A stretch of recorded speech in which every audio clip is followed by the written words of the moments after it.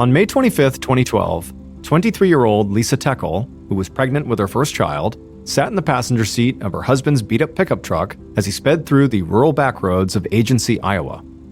Lisa and her husband Seth both had the morning off, and so they were running some errands around town. When the truck suddenly jolted over a pothole, Lisa winced and threw her hands over her belly. Seth apologized and promised to replace the shocks soon, but Lisa just rolled her eyes at him. She told him it wasn't the truck, it was Seth's driving, and she joked that if their baby was going to ride with him, they'd better invest in a top-notch car seat. Lisa was 17 weeks along with a baby girl, and already she and Seth had decided to name her Zoe Maria, and Lisa had already begun saying the name out loud just to hear how it felt. As Lisa ticked off the things they still needed to buy, including a bassinet, diapers, and a stroller, Seth let out an anxious groan. Their baby wasn't even born, and she was already costing a fortune. But Lisa reminded him that they would have the money soon. After all, Seth was about to start a new job in just a couple of weeks. The new job was thanks to Lisa's dad, who worked as a deputy at the local sheriff's office and had helped to get Seth a spot at the jail. Lisa was in the same line of work herself, already working as a corrections officer at a prison in the next county over. And while being a corrections officer was not exactly exciting or glamorous to either Lisa or Seth, it was steady, and it gave both of them a real shot at eventually moving up to deputy positions down the line. And so just thinking about the job reminded Lisa that Seth still had not thanked her father yet for getting him this job. And so Lisa dialed his number, and sure enough, her dad, Todd Caldwell, picked up at the first ring. Lisa switched to speakerphone and then filled her dad in on the latest from the doctor.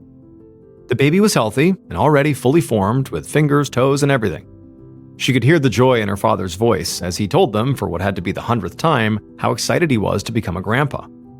At some point, Seth chimed in to thank him for the job, but Todd brushed it off, saying Seth had earned it. And it was true.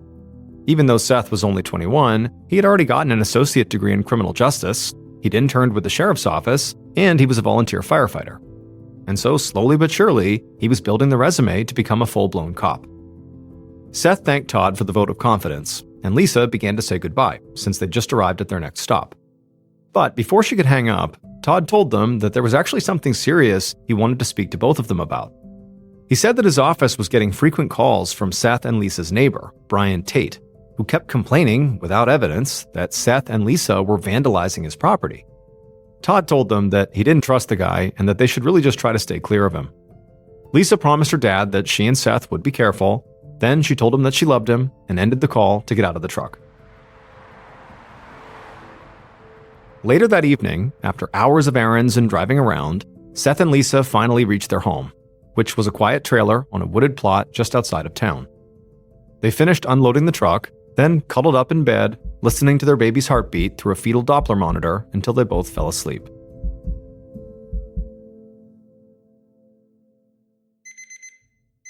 At 5 a.m. the next morning, Seth was awakened by the sound of his alarm. He still had a few weeks of work left at his current job as a security guard, whereas Lisa was not working today. So Seth switched off the alarm quickly and then climbed out of bed, trying his best not to wake Lisa up. Lisa did stir a little bit, but rolled over onto her side and went back to sleep, while Seth headed down the hall to take a shower and get ready for the day. 20 minutes later, at 5:23 a.m., Deputy Martin Wunderlin with the Wapello County Sheriff's Department was on patrol when a call cracked over the radio. There had been a shooting just outside the town of Agency, and when the dispatcher relayed the address and the caller's name, Wunderlin's hands tightened on the wheel because he knew Seth Teckel. Wunderlin worked with Seth's father-in-law, Todd. Wunderlin flicked on his lights and floored it, tires kicking up dust as the cruiser tore through the early morning stillness. When he arrived at the trailer, an ambulance was already waiting outside, which meant that a paramedic had beaten him there.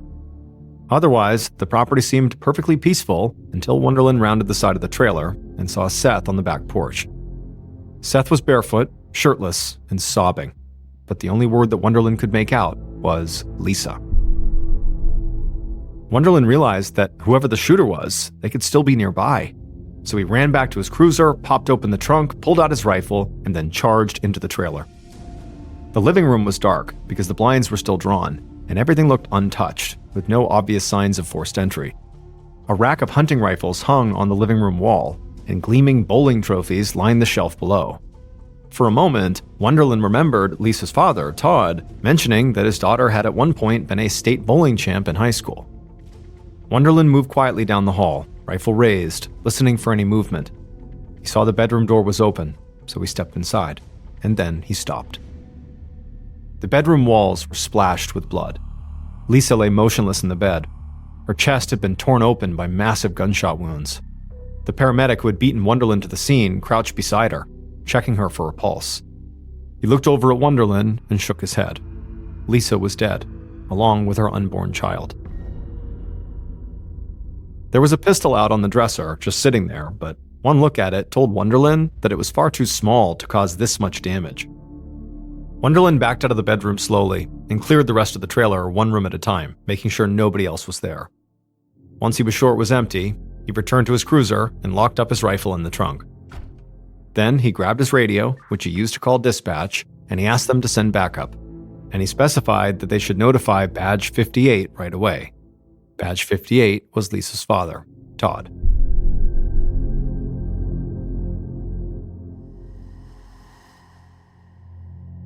At that very moment, Todd was at home, fast asleep. He was woken by the phone, and when he answered, he heard the familiar voice of the dispatcher, and he thought it was just a work call. Then they told him that there had been a shooting, and the victim was his daughter, Lisa. Within minutes, Todd was flying across town, praying that there had been some kind of mix-up, and that Lisa was okay. But when he reached her trailer, a small crowd of deputies were scattered across the yard. When they saw Todd, they immediately moved to block his path to the front door. The deputies felt like Wonderland had made a mistake calling him here, because this was not something he needed to see. But the crowd didn't stop Todd. He pushed past his fellow officers into the trailer, and when he got to the bedroom, he took one look at his daughter and burst into tears. Todd stood in the doorway, shaking with ragged sobs. But within moments, his grief became rage, and he stormed back out of the trailer and he howled, "Go get him!" And immediately, the deputies in the yard bolted to their cruisers and started pulling out body armor and slamming magazines into rifles. In seconds, they were geared up and moving in unison toward the house immediately next door to Seth and Lisa. This house belonged to Brian Tate, who was the neighbor that kept calling Todd's office to accuse Seth and Lisa of vandalizing his property. Brian was a 57-year-old Vietnam War veteran who was known to suffer from PTSD and schizophrenia. And so now, Todd was convinced that Brian must have had something to do with his daughter's death, not only because of those calls about vandalism, but also because of something that had happened between Seth, Lisa's husband, and Brian 2 months earlier. Late one night back in March, Seth had been making his way home through the dark streets when he suddenly jammed on the brakes to avoid hitting a deer lying in the middle of the road. Seth got out and inspected the animal and confirmed that it was already dead. Clearly, someone else had hit the deer with their car and just left it there. Seth knew this deer carcass was actually pretty dangerous, and the last thing he wanted was for somebody else to come along here and either run over the deer and create a huge mess, or maybe swerve to avoid it like he had done, but run off the road onto his property. So he dragged the deer carcass to the side of the road, right on the curb, and onto what was technically the edge of Brian Tate's property, but in reality, the carcass was really basically out on the sidewalk. Then Seth got into his car and drove the very short distance to his home, thinking that was the end of it, that he had done the right thing. But that wasn't the end of it. The next morning, when Seth stepped outside, the deer had been moved from the sidewalk directly into his backyard. Seth realized that Brian must have woken up and found the carcass and been somehow mad about it and tossed it over the fence directly onto Seth's property. This was totally irritating. In Seth's mind, the deer had been hit in front of Brian's place, so really it was Brian's responsibility to deal with it. So Seth grabbed the deer carcass again, which was now noticeably smellier as it was decomposing, and hurled it back over the fence, back onto Brian's property. By the time Seth came home from work that evening, he found the deer carcass in his driveway. And so what did he do? He picked it up again, dragged it over, and tossed it over the fence onto Brian's property. And then the next day, Seth found the carcass literally zip-tied to his fence post. The deer carcass went back and forth, growing more disgusting with each pass, until it was almost falling apart. Eventually, some other animal must have dragged it off, but the feud continued. Brian began patrolling the fence at the edge of his property and would glare at Seth and Lisa whenever he saw them. He accused them of throwing rocks and beer cans at his garage, and when Seth and Lisa denied it, Brian stopped complaining to them and started calling the police instead to report them for vandalism. And then in April of 2012, so just 11 days before Lisa's murder, her father, Todd, had responded to one of those calls himself. He didn't tell Brian that he was Lisa's father, or that he'd already heard all about the deer incident from Lisa. He wanted to genuinely hear Brian out and see what kind of person they were actually dealing with. And Brian had not held back. He'd led Todd around his property, pointing out rocks he swore hadn't been there before, while complaining that Seth and Lisa had committed what he called acts of terrorism against him.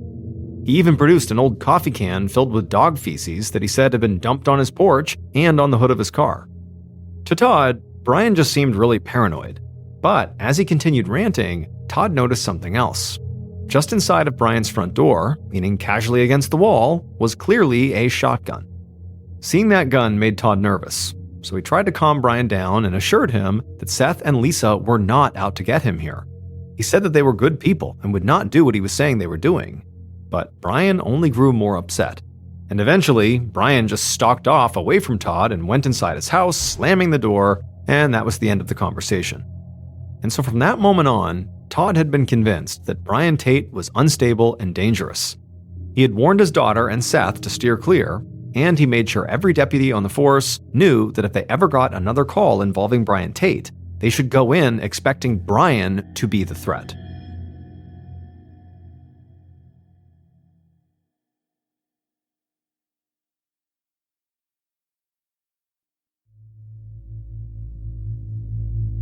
So, on the morning of Lisa's murder, when 4 deputies charged up Brian Tate's driveway, they half expected him to come out shooting. But when they knocked, Brian answered the door completely unarmed, and he seemed perfectly calm.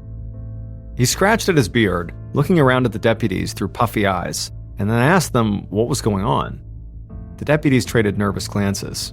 They didn't want to give away their suspicions just yet, so they told Brian that unfortunately his neighbor Lisa had been found dead, and that now they were making their rounds to see if anybody had heard or seen anything unusual. Brian stared at them for a long beat, then told the deputies to wait right there. He disappeared back inside his house, then returned with a stack of plastic lawn chairs, which he set out on the lawn. And to the deputies' surprise, for the next 40 minutes, Brian fielded all their questions about everything from his whereabouts that morning to his mental state and his relationship with Seth and Lisa. He told them that he didn't know anything about what happened to Lisa and certainly hadn't heard any gunshots that morning because actually he'd been deeply asleep, sleeping off the effects of the new antipsychotic meds his doctor had him on. The deputies weren't quite sure what to make of him. Brian was surprisingly open, not defensive or jittery, but he also wasn't acting even remotely shocked by the news of Lisa's death. And some of what he said raised serious red flags. For one thing, he kept saying that none of this would have happened if the police had just taken his calls seriously, which of course really made him look quite suspicious because his calls were complaints about Seth and Lisa. And then once he brought up the vandalism, it was like no matter what the deputies asked, Brian would steer the conversation back to the vandalism. He said that before his feud with Seth and Lisa, he'd been Mr. Nice Guy. People had taken advantage of him. Now, he said he was, quote, kind of taking a different approach to life right now, being more serious and more not such a nice guy. Meanwhile, back at Seth and Lisa's trailer home, an evidence retrieval crew had arrived and was busy sweeping the area. Seth was despondent in the driveway, sobbing and punching his own truck until his knuckles bled, while Todd tried his best to calm him down.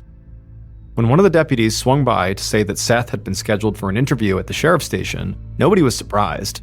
Todd and Seth both understood that as Lisa's husband, Seth had to be looked at seriously as a suspect.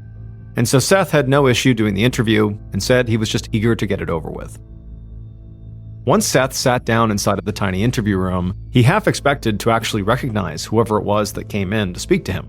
After all, he was pretty well connected in town and certainly had a connection to law enforcement. However, the man who walked into the interview room was somebody Seth didn't know. He was clean-shaven and wearing a crisp suit. The man introduced himself as Detective Chris Thomas and said that he was an investigator with the Iowa Department of Criminal Investigation, and he'd been sent to assist with this case. Suddenly, Seth wondered if maybe he'd made a mistake coming here without a lawyer, but Detective Thomas assured him he just needed Seth to walk him through what happened that morning. That was it. So Seth began telling the story, struggling to keep his voice level as he described waking up at 5 a.m. to get ready for work and how he'd just gotten into the shower when he heard what sounded like a gunshot. Seth said he had jumped out of the shower right away, he had saw the front door open and ran to the bedroom where Lisa was, and he had found her still in bed, but she was moaning. Then he heard a loud thump from the back deck and realized there had to be an intruder. So he grabbed his pistol from the nightstand and raced after them. Seth told Detective Thomas that he fully intended to shoot whoever the intruder was, but when he got to the porch, they were already gone. So he ran back inside to the bedroom and discovered that Lisa was not breathing. And that's when he saw his wife's gunshot wound and realized clearly she'd been shot. He called 911, but by the time the paramedics arrived, she was already dead. As Seth finished the story, emotion overwhelmed him and he broke down. But Thomas didn't offer any comfort. Instead, he began pressing Seth about his marriage and asked if Seth and Lisa had been fighting, or if they were having money problems or extramarital affairs. Without hesitation, Seth looked up and said no, there was nothing like that. But just then, the detective's phone buzzed with an incoming text message, and when the detective glanced down at it, Seth felt a flash of panic as he wondered if maybe the text might be about him. The real reason Seth was nervous, though, is because he knew he had not been 100% honest with this detective. He did have a secret, and he knew that if it came out, it would make him look guilty and also be very embarrassing for Lisa's family. But now he realized that keeping that secret was not going to help his situation, so he decided he would split the difference. He would tell Detective Thomas some truth, the most relevant information, if you will. But he would hold back the details that would offend Lisa's father and frankly embarrass the whole family. And so before the detective could move on to any other subject, Seth said, "Hold on a minute, there was another woman. At least, sort of." For the past few months, Seth said he'd been texting with a coworker named Rachel. They'd hung out a few times after work and had even kissed a handful of times, but that was as far as it had gone. Seth had realized it was wrong and had ended things with Rachel before it turned into a full-blown affair. But Seth had barely even finished the story when Detective Thomas actually stopped him and said he knew that Seth was actually still lying. And that's when Thomas revealed that he had been receiving text messages from another team of officers who were questioning Seth's friends, and that through them, Thomas had learned that Seth kept a secret burner phone. Seth had not just been flirting with Rachel, they'd also been sending each other sexually suggestive photos as well. Seth was stunned. One, that his instinct that those text messages the detective was getting was somehow tied to him, that actually was correct. And two, he hadn't realized how quickly the people around him would talk about him. So now he realized that those minor, embarrassing details he'd hoped to keep hidden were going to make him look that much guiltier. So he changed his story for the second time and admitted that he had held back information because he was scared of what Lisa's father, Todd, would do if he found out about the sexting. Seth still insisted that he and Rachel had never actually slept together, but he did admit that, yes, there had been racy photos exchanged. And also that no, he had not ended things with Rachel. And yes, Rachel believed Seth was going to leave Lisa to be with her. In fact, Seth admitted that he had told Rachel that Lisa was going to be packing her bags and leaving that very day. The moment the words were out of his mouth, Seth knew how bad it sounded. But by this point, he knew he really didn't have another choice. He had to say what he just said. However, he could see from Detective Thomas's face that damage had been done here. Clearly, he'd messed up by not telling them about the secret phone from the start. And now, nothing he said would sound like the truth. Meanwhile, across town, Lisa's father, Todd, still had complete faith in Seth. Todd was home, grieving with Lisa's stepmom and sisters, when the phone rang. It was Deputy Wonderland, calling with an update on Lisa's case. Wonderland started out by telling Todd that Brian Tate, the neighbor, had not been arrested yet, which to Todd was a huge, infuriating surprise. He'd been sure that by this point they would have Brian in cuffs at the station, but before Todd could say anything, Wonderland dropped even worse news.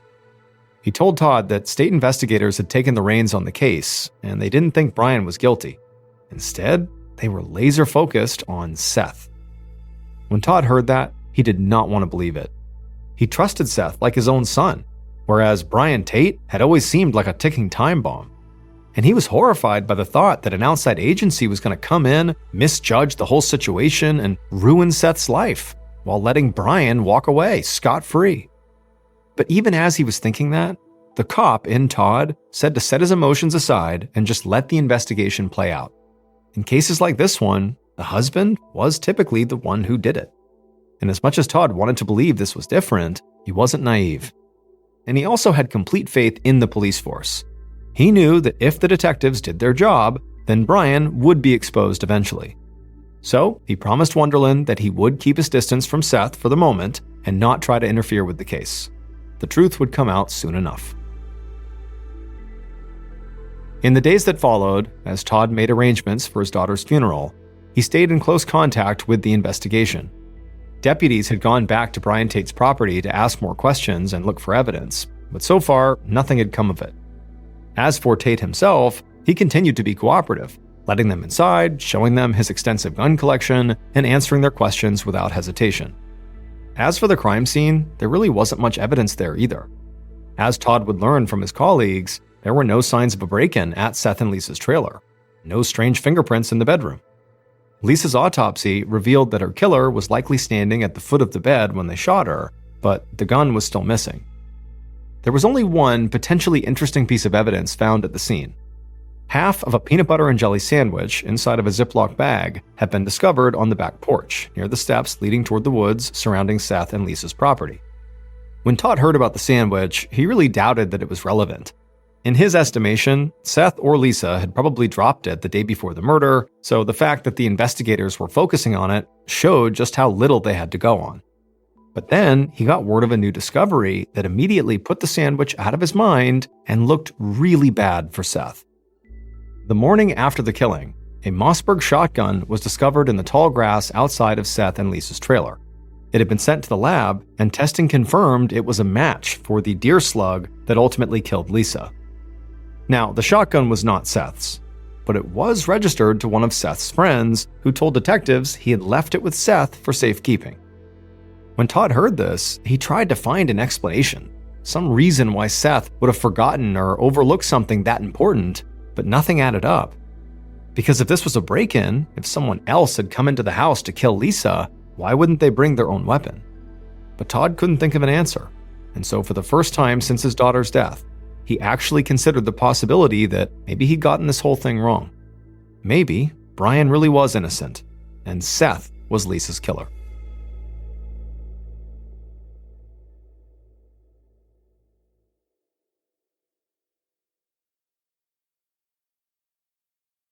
While all this was happening, Seth had been lying low at his parents' house. But 4 days after the murder, he headed to the funeral home for Lisa's visitation. Lisa's entire family was there, keeping to the opposite side of the room from where Seth was sitting. It was the first time that Seth and Todd had been in the same space since the morning of the murder, and the shift in mood was unmistakable. Todd would not speak to Seth at all, but Seth noticed he kept glancing in his direction, almost like he couldn't help himself. Seth had already been feeling isolated, but this really cut deeper. Lisa's family had always treated him like one of their own, and now they weren't even meeting his eyes.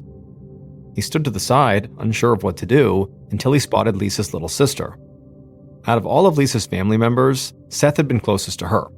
So after nervously glancing at her a few times, he got up the courage to cross the aisle and approach her directly. He didn't know how she was going to react, but he was so desperate for a connection that he just walked over, gave her a hug, and then whispered that he loved her and that she would always be his little sister.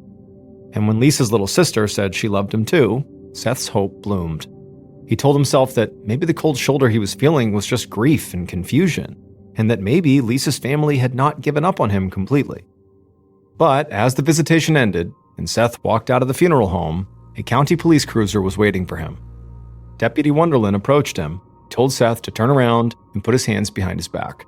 He was being charged with Lisa's murder. Seth didn't resist. He let Wonderland cuff him and lead him to the car, then just stared out the window as they pulled away from the funeral home. Lisa's family stared right back at him, and in their cold expressions, he could see their doubts hardening. The last thread had snapped.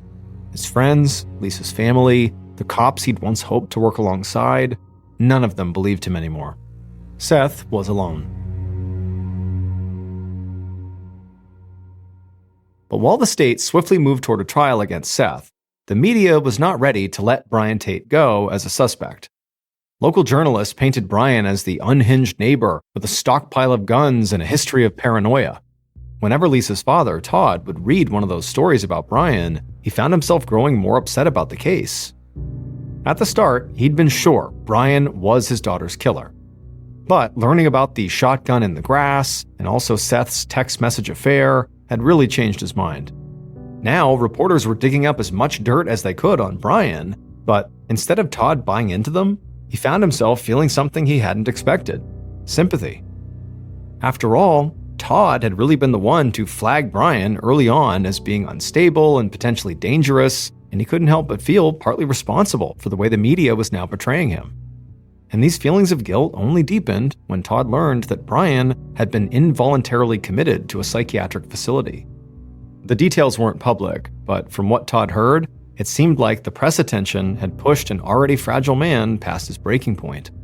And then, on September 30th, when Brian was no longer in the psychiatric facility, he was found dead inside of his home. The autopsy ruled it was natural causes, some kind of sudden cardiac failure.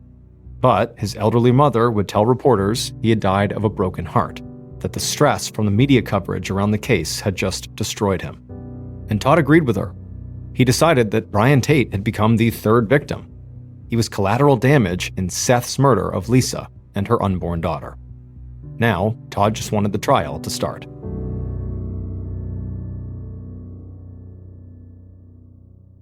It finally did on February 18, 2013, almost a year after Lisa's murder. And just as Todd expected, Seth's lawyers made Brian Tate the centerpiece of their defense. But what Todd did not see coming was how much new evidence the defense had uncovered. Like the fact that just a few days before Lisa's murder, Brian's mother told a neighbor that Brian had stopped taking his medication. This was a major red flag, both because it raised the question of what mental state Brian was in on the day of the murder, and because it seemed to go directly against what Brian had told police, that he didn't hear any gunshots that morning because he was so tired and passed out from sleeping off his medication. If that story was a lie, then it suddenly became a lot easier to envision Brian breaking into Seth and Lisa's trailer in the early morning hours, grabbing a shotgun off the wall, and murdering Lisa in cold blood. But the defense did not just focus on Brian. They argued that the police investigation itself had been sloppy from the start, and pointed out everything from procedural mistakes to leads that had been completely ignored. Most importantly, neither Seth nor Brian Tate had been tested for gunshot residue, which should have been the typical procedure for this kind of shooting. No one had checked the spent shotgun shells for fingerprints either, which could have easily revealed the killer's identity. Then there was the mystery of the peanut butter and jelly sandwich, which still hadn't been solved. The investigators had written it off as unrelated to the case, but the defense pointed out that there was a major problem with that line of thinking. Seth and Lisa lived in a wooded area with all kinds of wildlife nearby. If that sandwich had been sitting out overnight, it likely would have been torn apart by animals by dawn. But it wasn't, which suggested it had not been there for very long. If it was dropped that morning before the police arrived, it could have only been left by Lisa's killer. Now, the sandwich itself didn't prove anyone's guilt or innocence, but the defense presented it as emblematic of all the questions that the police could not answer. It looked like the investigators just hadn't bothered to tie up loose ends because they'd made up their minds that Seth was guilty, even though there was no eyewitnesses and no DNA evidence tying him to the murder. Hearing the confusing back and forth, Todd couldn't help but worry that the justice system that both he and his daughter fervently believed in would not give him the answers he so desperately needed. As for Seth, he sat through the debate, listening to all the talk of sandwiches, gunshot residue, and Brian Tate's mental health, feeling the walls close in on him. Lisa's family was glaring at him, clearly trying to get a reaction. His friends had cut off all contact with him, and the town where he'd grown up viewed him as a killer. And so now, his fate rested with 12 strangers. As the jury deliberated, Seth braced for the worst. But when the verdict came back, it wasn't a verdict at all. One juror was holding out, refusing to convict. For Seth, this was like a gift from the heavens. One person in the world had looked at all the evidence and believed him. So the judge declared a mistrial. And then, a few months later, they were back in court. The second trial mirrored the first, with the same arguments and same witnesses. But this time, the numbers shifted. Now, 3 jurors, instead of just 1, wanted to acquit. So the second trial ended with another hung jury. Seth felt like things had to be improving for him, but his lawyers knew how close they'd come to losing. So they decided to go back to the evidence in hopes there was something they'd missed. And sure enough, they struck on something massive.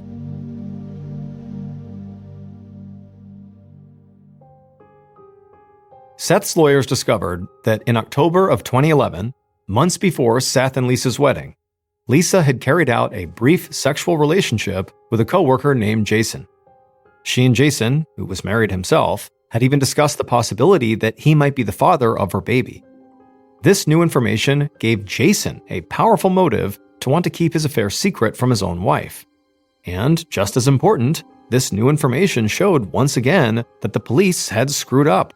They must have seen text messages on Lisa's phone that hinted at the affair, and so their failure to properly investigate the lead was just more proof that they'd been gunning for Seth from the start and had failed to consider other possible suspects.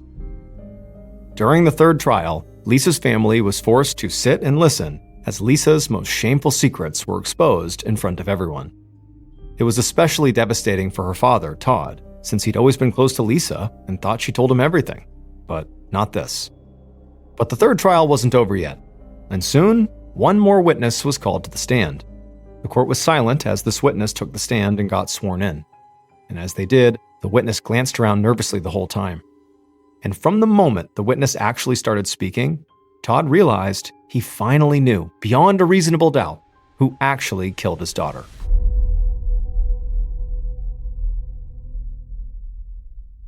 Based on the evidence collected at the crime scene and interviews conducted throughout the investigation, the following is a reconstruction of what police believe happened to Lisa Teckel on the morning of May 26, 2012.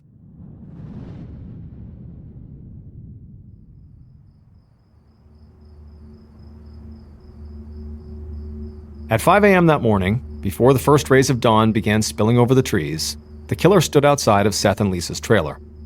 They paced back and forth in the fading darkness, a cigarette trembling between their fingers.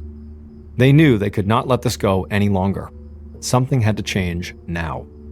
So, finally making up their mind, they tossed the cigarette, climbed the steps to the trailer, and slipped inside. The killer moved through the living room, eyes adjusting to the dim interior. The shotgun was right there on the rack.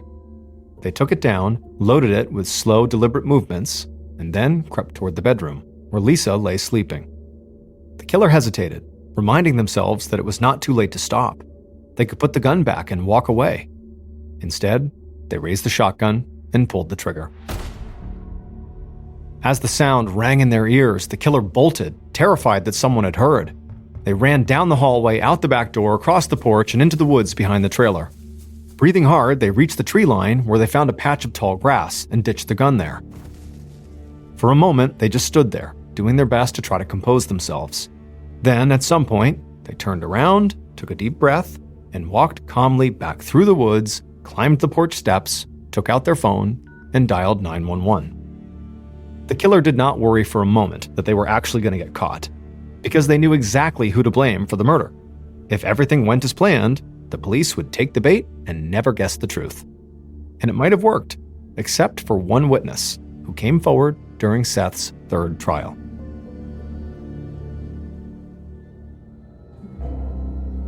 The witness whose explosive testimony finally cleared away all doubts was one of Seth's friends, who admitted to vandalizing Brian Tate's property on Seth's orders.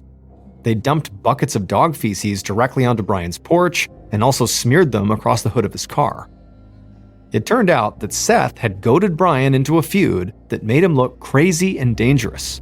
And so when Lisa wound up murdered, Seth knew that everyone would assume Brian was the killer, because Seth killed Lisa. He did it because he wanted to be with Rachel, and because, in the days leading up to the murder, Rachel had begun pulling away. And so Seth decided to murder Lisa, both so that he could be free to be with Rachel, and so that he wouldn't have to start his new life owing child support. During the third trial, the jury was as convinced as Lisa's father Todd was. And on Wednesday, July 24th, 2014, they delivered a unanimous verdict. Seth was found guilty of first-degree murder and non-consensual termination of a human pregnancy, and he received a sentence of life in prison without the possibility of parole. Morgantown, West Virginia is this beautiful place nestled at the bottom of this huge mountain range called the Green Mountains. It is a big-time college town, as the famous West Virginia University is located there, and so during the school year, the town is full of young people, and during the football season, the town is absolutely buzzing with excitement.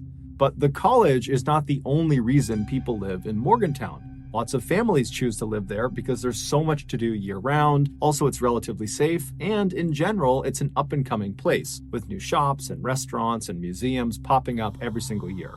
But despite all of that, Morgantown is also known for something absolutely terrible, and that is the story of Skylar Neese.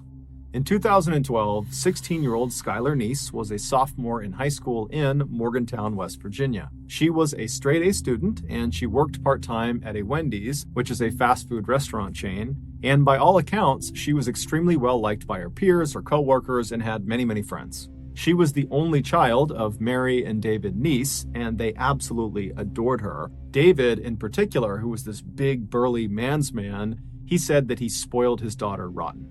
The parents would say their daughter was full of love and life, and she was fiercely loyal, and at times she could be absolutely hilarious. One of Dave's fondest memories is when Skylar was a very young girl, he was home taking care of her by himself. And that morning, as he's looking after her, she asks him if he will participate in one of her trademark tea parties. And so David, the ever-dutiful father, walks over and says, "Of course, I'll participate in your tea party." And he sits down in this little tiny pink chair, and his daughter, who's got her ballerina tutu on, she's across the table and she's all smiles, and she sits down in her little pink chair, and she hands him this little plastic teacup. And so he takes the teacup and he sees there's water already inside of it, and so he sips the tea inside of the cup, and he says, "Oh, it's so good, honey, you did such a good job brewing this tea." And Skylar is just blushing. She is so happy and so thrilled that he liked her tea. Later that night, when Mary came home from work, she goes to her husband, Dave, and says, "Hey, how did it go? How was it looking after Skylar today?" And Dave would tell her about all the things they did, including their big tea party. And he would tell Mary that, this time she actually put water inside of the teacup, so it was actually like a real tea party. And Mary stops him and goes, "Dave, Skylar's not tall enough to reach the faucet. How could she have put water inside of those cups?" And it turned out Skylar was using toilet water to fill the teacups. Fast forward to 2012, and on the night of July 5th, 16-year-old Skylar Neese had just finished a night shift at the Wendy's restaurant, and she just got home. She walks through the front door of her family's apartment, and as soon as she gets inside, she tells her parents she's really tired, she wants to go to bed. And so she hugged both of her parents, she told them that she loved them, and then Mary and Dave watched their daughter walk down the first floor hallway, and then they watched her open her bedroom door, go inside, and shut it behind her. The following morning, Mary and Dave both had to work, so they were up early, and Skylar was not up. She was still in her bedroom, her door was still shut, and so they assumed she was just going to sleep in. And so Mary and Dave, they make breakfast, they're chatting, they're kind of doing their morning routine, and then when it was time to go to work, they decided, let's not bother Skylar, she worked late last night, let her sleep in. And so the parents, they leave without seeing or talking to their daughter. Later that afternoon, Dave would come home early from work, and he gets to the apartment, he goes inside, and it's quiet. Now, Mary was still at work, but Skylar at this point really should not have been asleep. It's like 2 or 3 o'clock in the afternoon, and so he's thinking, she's got to be up around here somewhere. And so he yells out to his daughter, "Hey, I'm home, where are you? What are you up to?" But there was no response. It was just silent. And so he walked down the first floor hallway towards his daughter's bedroom, and he saw the door was still shut. Now, she only kept that door shut when she was sleeping, and so he's thinking, okay, I guess she must still be asleep. This is really late in the afternoon, so, I'm going to knock on the door and see if she's okay. And so he knocks on the door and says, "Hey, Sky, it's late in the afternoon, you got to get up." But there was no answer, and when he listened to the door, there was no noise coming from the bedroom. And so he thought that was pretty weird, and so he knocked a few more times, he yelled out a few more times, and when there was no response, no answer, no sound, he opened the door up, and when he looked inside, Skylar was not in there. Now, Dave was thinking to himself, I don't think my daughter told me that she would be gone today, or at least not right now. And he's trying to think, did she say something? Was she meeting someone today? And he couldn't think of it. And so he just pulled his phone out and he called his daughter, but she didn't pick up. So he called his wife, Mary, and Mary's at work, and Mary picks up, and Dave asks her, hey, have you seen Skylar, or do you know where she is right now? And she would say, no, I don't know where she is. Maybe she's out with one of her friends. And so after Dave hung up the phone with his wife, he wound up calling one of Skylar's very closest friends. Her name was Sheila, and she had known Skylar since they were in second grade. They were practically inseparable, and he had a good relationship with Sheila. And so he just calls Sheila and he says, hey, I haven't seen Skylar. She's gone right now. Do you know where she is? And Sheila would say, no, I'm sorry, I don't. But I did talk to her last night. But, there was nothing unusual about our interaction. It was just normal texting about, normal stuff. And so Dave said, okay, thank you. Well, if you could, can you please try to get in touch with Skylar? And if you do get in touch with her, please tell her to get in touch with us. Or if you hear anything about her, please just let me know. After Dave hung up the phone with Sheila, he kind of stopped and just looked around his daughter's bedroom and thought, maybe there's some clue in here about where she's gone. And at first glance, really nothing seemed out of the ordinary. But when he walked around her bed and was looking inside of her closet, he saw the mesh screen that should have been mounted on the outside of her window was in her closet. And he's thinking, why is that in there? There's no reason for it to be in the closet. And so instinctively, he just turns around and walks over to the window that this screen is supposed to be on. And when he looks down at the bottom of the window, he sees it's open, barely, just enough where you could maybe get your fingernails underneath the window and pry it open. And so Dave reaches down and opens this window all the way. And because there was no screen on this window, he just stuck his head all the way out the window. So his head is outside of the apartment. He's just kind of looking around, looking for some explanation of why this screen had been removed and put in her closet. And he got his explanation when he looked straight down and saw on the grass outside, just several feet below this window, because this is a first floor window, there was a bench, and the bench clearly had been moved there recently. For Dave, even though he had never heard of his daughter sneaking out of the house before and really didn't think that was something she would do, he's looking around thinking, okay, the evidence in her room and now outside of her room really indicates that that is exactly what she must have done the night before. She must have snuck out. But as he's processing this, he's also thinking, okay, well, if she snuck out of the house last night and then, snuck back into her room, why didn't she replace the screen on the window? And why didn't she close the window all the way? And then this morning, before she left to go wherever she went, why didn't she go outside and move the bench from under her window back to where it was supposed to go to avoid suspicion? Why didn't she do that? And then it dawns on him that his daughter must have snuck out the night before, but not come back yet. She's still out wherever she went. Dave was very concerned. However, he's thinking maybe there's a better explanation. Maybe I'm jumping to conclusions. Maybe she didn't sneak out. And so he calls his wife to kind of just talk with her and figure out what they should do. And they decide, this is concerning, but let's just give her a couple of hours to turn back up again. I'm sure she's fine.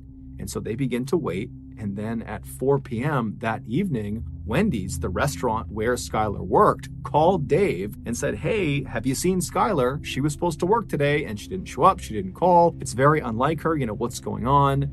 And this was the tipping point. Dave and Mary knew something had to be wrong. And so Dave called the police. Long County 911, do you have an emergency? I have a 16-year-old daughter who apparently snuck out of her room last night. She has not been home, hasn't went to work, can't get a hold of her from any of her friends. I am scared to death. Has she done this before? No.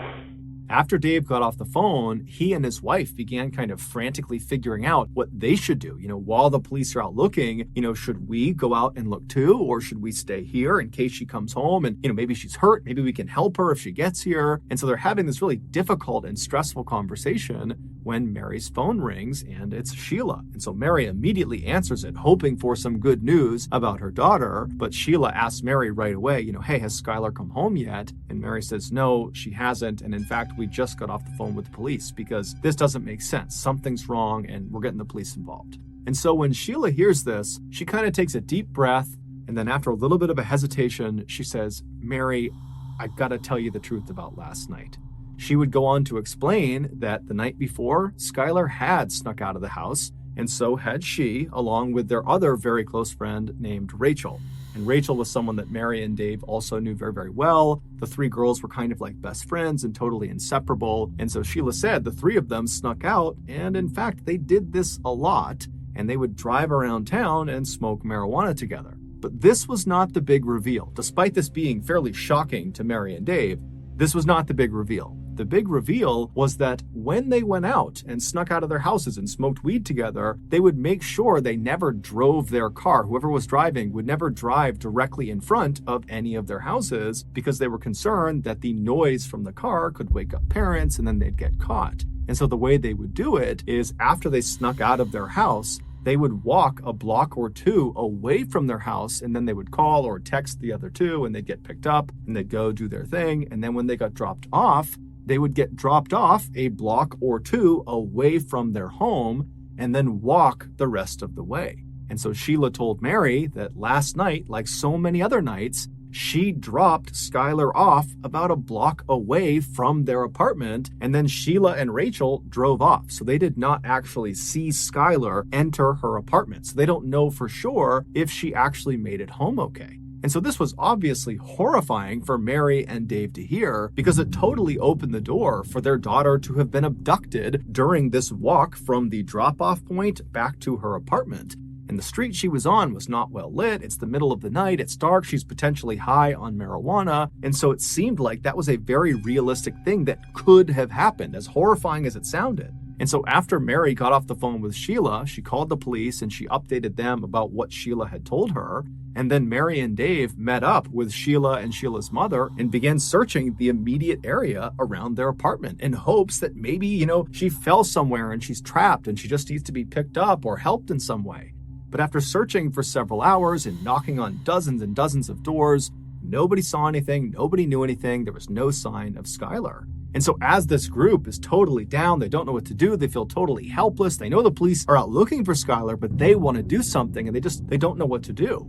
And that's when Mary remembers there is a security camera on the outside of their apartment building that is looking down at the road. And so right away, the four of them literally run back to the apartment building. They go inside, they find the security manager, they explain the situation, and sure enough, he pulls up the footage from the night before, and the footage they see doesn't make sense. Sheila had dropped Skylar off on that corner, kind of out of view of the camera at around midnight. But at 12:30, so 30 minutes after she's been dropped off, you see this unknown kind of generic looking car pull up right in front of the apartment complex. And then Skylar comes running across the lawn, goes right up to the car, opens the back door, hops in the back seat, shuts it, and the car drives off. Even though this did not solve the mystery of where their daughter was, because they had no idea what car this was, who was driving it, or where they were going, Mary and Dave still felt relieved because from their perspective, it seemed like their daughter had willingly got into this vehicle. Whoever it was, whatever they were doing, she had gotten in on purpose, which meant she probably was not being abducted, which was their big fear. Over the next couple of days, the police analyzed this footage and tried to get information about this car, but the footage was so grainy, they couldn't do it. However, the police were telling Dave and Mary, hey guys, I'm sure Skylar is going to show up any day now. As much as you may not want to believe it, that your daughter is capable of running away, it is fairly common for teens to do that. They'll run away and then, a couple days later, they'll pop back up. And so I'm sure that's what's going on with Skylar. She chose to get in that car, and so I'm sure she will choose to get back in touch when she feels comfortable.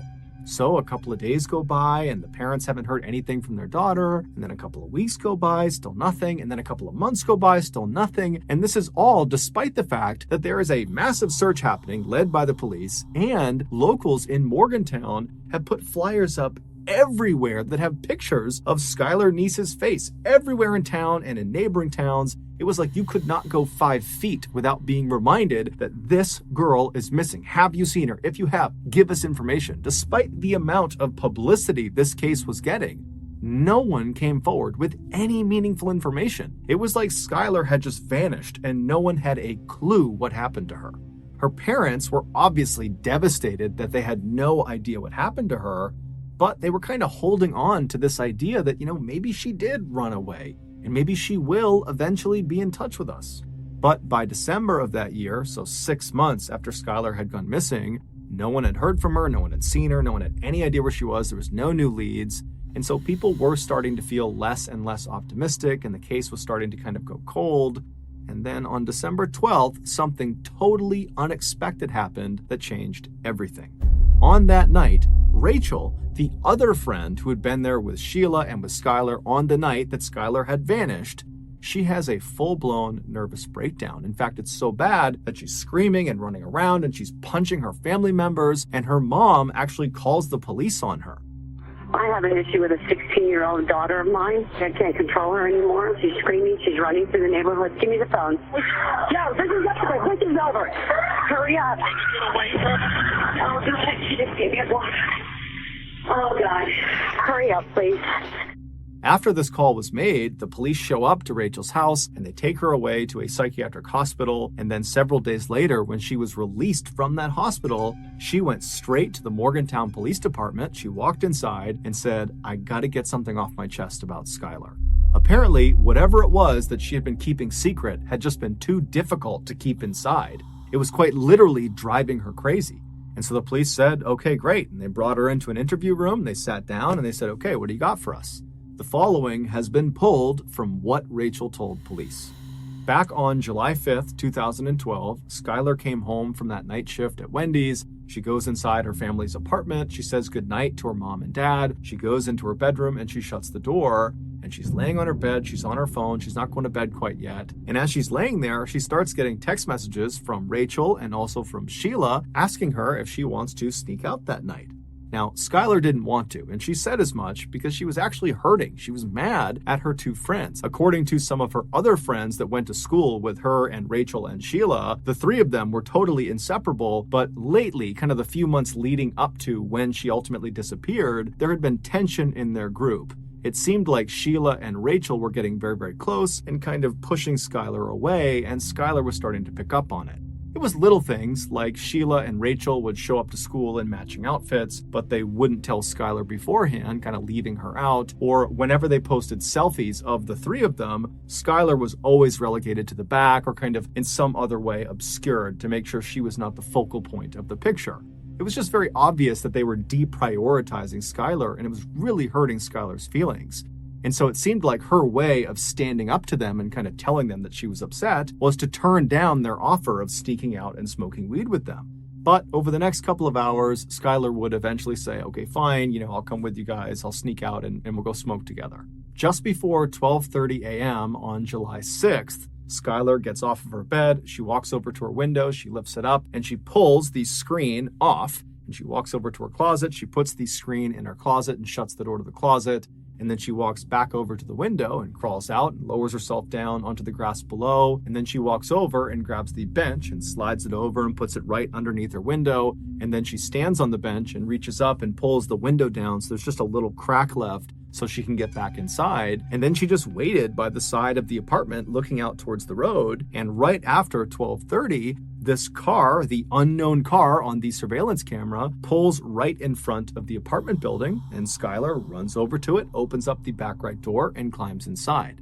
This unknown car was Sheila's car. Sheila was driving, and Rachel was in the front passenger seat. It would turn out Rachel and Sheila lied about basically everything, including what time they picked up Skylar. So the three girls, they drive away from Skylar's apartment, and Sheila hops on a highway and starts driving northwest. Now, the girls did not immediately start smoking inside of the car. They decided instead they would actually drive to a location, get out, and smoke there. And the place they decided on was a spot they had smoked at before. It was a known hangout spot for teenagers. It was located about 45 minutes away, just barely across the border into Pennsylvania. It was down this kind of old country road that nobody ever went on. And so Sheila drives the car 45 minutes. She crosses into Pennsylvania. She finds the turn onto this old road. They drive down it a little ways until they're pretty far away from the highway, at which point Sheila pulls off the road onto the grass, parks the car. The three girls get out and they walk past the car a little ways down the path to a clearing on the right. There was a hill that went up on the right, and they would kind of sit on this hill looking downhill, and that would be where they would smoke. And so the three girls, they sit down, they're all next to each other, facing downhill. They're not facing each other. And Sheila, who was sitting all the way to the right with the car being over to the left, she pulls out the marijuana joint and she's about to light it, but she realizes she does not have a lighter. And so she asks Rachel and Skylar if they have a lighter, and they both pat themselves down. They're checking themselves. They don't have a lighter. And then Sheila says to Skylar, who's all the way to the left of the way they're sitting, so Skylar is closest to the car, she asks Skylar, hey, can you go in the car and get the lighter that I know is in there? And Skylar said, no problem. So Skylar, she stands up and she turns. Her back is to her two friends. And as soon as she starts walking, what she would have heard is the sound of her two friends standing up as well, and then loudly saying, 1, 2, 3.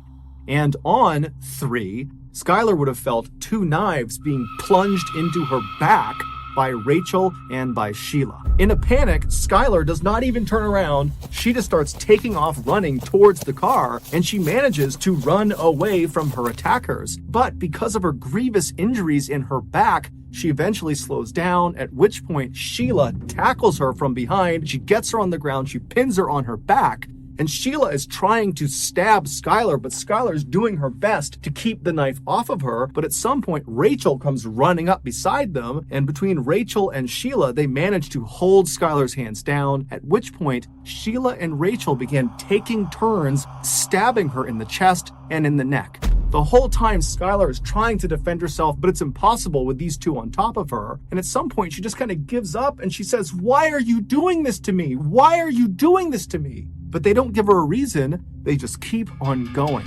And eventually, Rachel stops stabbing Skylar, but Sheila doesn't. Sheila keeps on going until, quote, her neck stopped making gurgling sounds.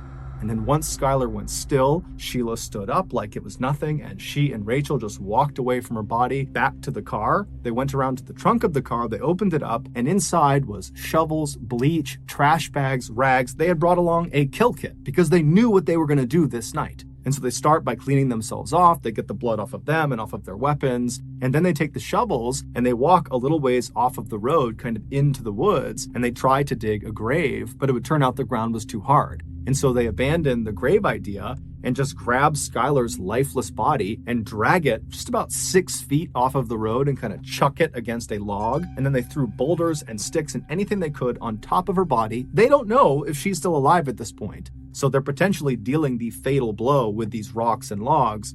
They cover her up until she's totally obscured. And then the two girls just walk back up. They grab their shovels, they grab their rags, their bleach, they put it back in the trunk, they hop in their car, and they drive away.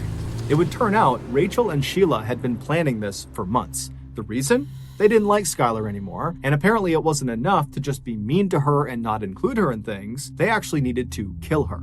And so the entire night that they went out and snuck out, that was all planned. They knew Skylar did not want to come out and sneak out with them because they knew she was upset with them. And so they said whatever they had to say to convince her to leave her house and sneak out with them. And so she did. She snuck out. And when she got in that car, Sheila and Rachel had their knives already in their front pocket of their sweatshirt, ready to go. And on their ride to this spot in Pennsylvania, Sheila and Rachel acted like, oh, let's just go to this spot and smoke. When in reality, this was planned too. They wanted to make sure they were far away from Morgantown when they killed Skylar. And so when they got there and they walked down to their spot to actually begin smoking, Sheila and Rachel had intentionally not brought lighters, and Sheila had left a lighter in the car specifically so she could ask Skylar to go get it. Because the plan was, as soon as Skylar gets up to get that lighter and her back is to us, Sheila and Rachel had promised each other that they would count to 3 and then attack her. Ultimately, Rachel would be sentenced to 30 years in prison, but she'll be eligible for parole in 2023. And Sheila would be sentenced to life in prison, but she would also be eligible for parole in 2028. During their trials, Rachel was very remorseful and even gave an apology to Skylar's parents during the sentencing phase. Sheila, on the other hand, smirked during her trial for most of the time. She was smiling and totally making light of it. She said she didn't do it. She was totally not remorseful, and she did not offer an apology to Skylar's parents. She did, however, leave an unbelievably cruel message on Twitter. In March of 2013, when the police came out and officially said, we have identified the remains in the forest in Pennsylvania as belonging to Skylar Neese, when that announcement was made, just a couple of days later, Sheila tweeted, we really did go on 3. Sheila was arrested 1 month later. Thank you for listening to the Mr. Ballin podcast. If you got something out of this episode and you haven't done this already, please offer to give the 5-star review button a manicure, but intentionally cut one of their nails short enough that it is slightly uncomfortable to the touch. Also, please subscribe to the Mr. Ballin podcast on Spotify, Apple Podcasts, Amazon, Google, and anywhere else you get your podcasts. This podcast airs every Monday and Thursday morning, but in the meantime, you can always watch one of the hundreds of stories I have posted to my YouTube channel, which is just called Mr. Ballin. If you want to get in touch with me, please follow me on any major social media platform. My username on all of them is @Mr. Ballin, and then just send me a direct message. I really do read the majority of my DMs. So head on over to shopmrballin.com to have a look. So that's going to do it. I really appreciate your support. Until next time, see ya.